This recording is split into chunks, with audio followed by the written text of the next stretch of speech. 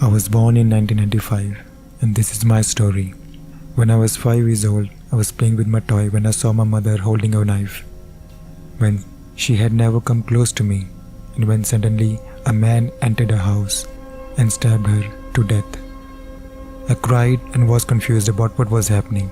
The man looked at me in shock and told me, "When you see a watch, don't take it. It's a good thing there are police around," so I shouted for help. The man ran, but the police shot him. And after that, I don't know what happened to him. 10 years later, while I was in the orphanage, still thinking about my mom, a man visited me and gave me a watch. He said, "This watch has the ability to go back to the past. Just press the button on the side and it will work right away." I think about saving my mother, so I didn't hesitate and I pressed the button. Everything around me turned black and I was suddenly in place I didn't recognize.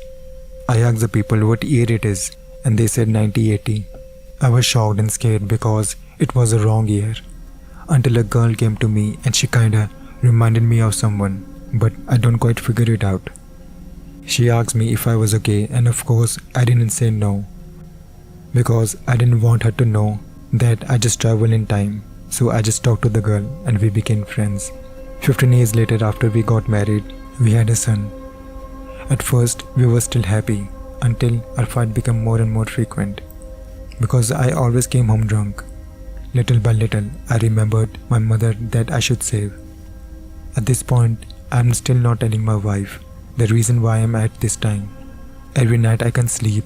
I always think about what I am going to do, so I leave my wife and said, there are things I just need to take care of. 5 years later, I still haven't been able to go home. After wandering around, looking for the answer and staring at the watch, I just now want to end my life, and when suddenly I receive a call from my wife. "Why didn't you say you would leave us? Did you have another family? Is that the reason?" I have nothing to feed my son, and I always remember your fucking face, and I always remember your face when I look at him. I hung up the phone and I ignored her. Later she called again and said, "If you don't come home, I will kill our son." I was shocked and I quickly went back to the house. When I entered the house, I saw our son sitting on the floor and my wife holding a knife, approaching him. So I quickly ran to her. We scrambled for the knife and I accidentally stabbed and killed her. When I looked at my son, I was frozen in disbelief as he was crying. I remember the time when I was looking at my mother's killer.